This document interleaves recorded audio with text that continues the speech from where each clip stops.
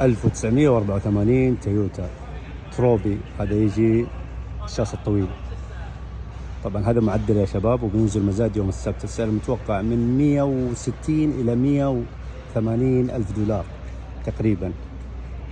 طبعا تعديل كامل للسيارة، هاي ليفت، عندك الدفرنس الأمامي من طبعا حق ال 71 سيريز، الدفرنس الخلفي حق 70 سيريز، الونش مغير أشياء كثيرة.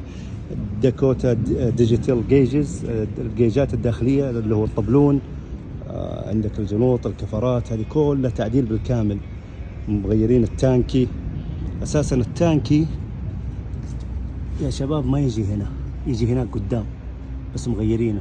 والشغل أسفل كيف، شوف السيارة من هنا.